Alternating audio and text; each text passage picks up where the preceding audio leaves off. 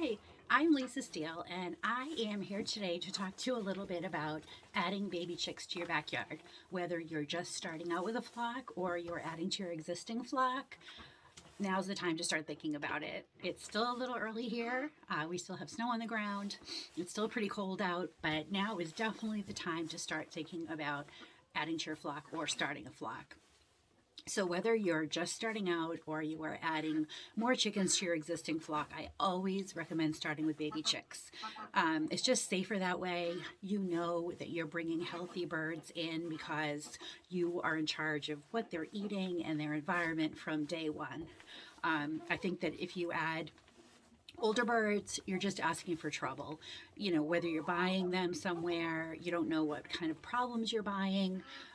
People don't tend to sell their best layers, so you really don't know what you're buying. It's kind of, buyers beware.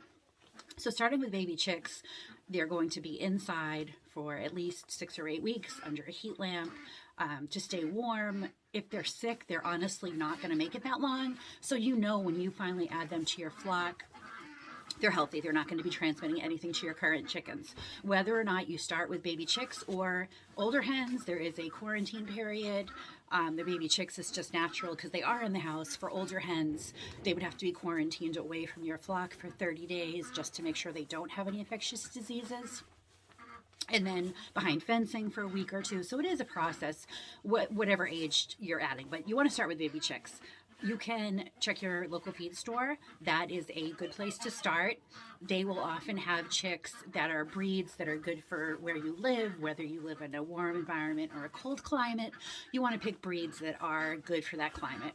Most chickens do just fine in the cold, but there are some breeds that are better in the warm climates. Chickens generally don't handle heat as well as the cold. So, if you live where it's hot most of the year, you want to think of some of the Mediterranean breeds, your Leghorn, your Penna-de-Senka, your Andalusians. They tend to be some of the smaller breeds. Most of them do lay white eggs. They have big combs, which act as radiators to get the heat out of their body. So that's one consideration. You do want to do some breed research before picking your baby chicks. Even if you are going to the local feed store, it's a good idea to get online, Google some of the chicken breeds, see what the adult hens look like, see what the chicks look like. Feed stores, you got to make sure that that employee has put that chick in the right bin, which, sometimes stuff happens. So you kind of want to know what that baby chick of the breed looks like. So when you go to the feed store, if it doesn't match up, then you know that maybe that's not the right breed. You're probably going to want mostly hens. Most flocks aren't going to have more than one rooster. So one of the benefits of going to a feed store or ordering from a hatchery is that you can pick whether you're getting males or females. A lot of the small breeders who specialize in just one or two breeds often don't sex them, so you just get whatever they have, males or females. It's hard to get rid of extra roosters, so keep that in mind. Also, if you're hatching chicks is really wonderful, so much fun, but I had to stop because statistically you're going to hatch out as many little hens as roosters, and it's just so hard to get rid of extra roosters. If you're looking for a specific breed, you might have to go to a breeder that specializes in that breed. But definitely start at your local feed store, then move on to an online hatchery if there's a breed you specifically want, because they're going to have a much better selection than your feed store will. Again, do your research. There are a lot of reputable hatcheries. I use Meyer Hatchery in Ohio.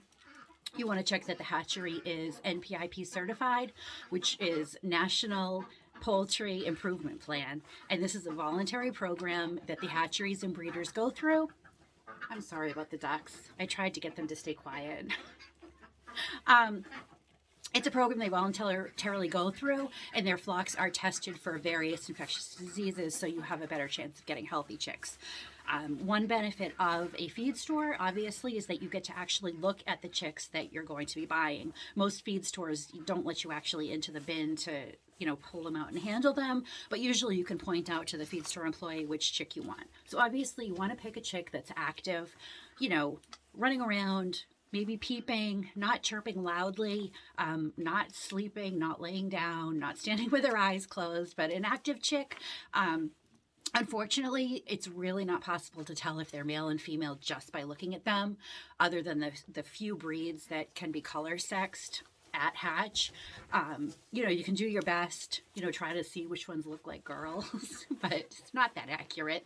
But you got to hope if the feed store tells you they're all girls in that bin, they're probably all girls. So you do want to pick a chick maybe of average size, not the smallest, maybe not the biggest. Healthy, active, clear eyes. If the feed store employee does pull one out and you don't like the looks of it, you can tell them to put it back and pick another one. And you might even want to point out to them that the chick doesn't, look very healthy.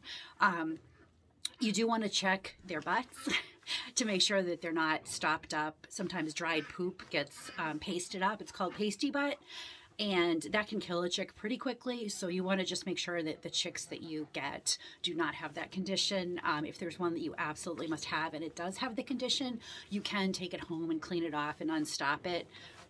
But I think it's better just to start with chicks that really do look healthy. But again, point it out to the feed store employee that chick has pasty butt and really should be seen to. You want to make sure that there's food and water, that the chicks are under heat, it's a fairly clean environment. And if you have any doubts, walk away. You don't want to start out with chicks that aren't going to be healthy. Starting out with baby chicks, it's like having a baby. They're going to be friendlier when they grow up. It's fun to watch them grow up. It's not hard at all. And like I mentioned at the beginning, you know what they're eating and drinking and their environment is like, so you know you're going to end up with a healthy flock. So do your best. Look the chicks over in the bin at the feed store. Pick the ones that look the healthiest to you, that have all their toes and their legs are on straight. Or if you order from a hatchery, make sure you pick a reputable hatchery that has that MPIP certification. I hope this has been helpful. Again, I'm Lisa Steele from Fresh Eggs Daily, and that's how I pick my chicks.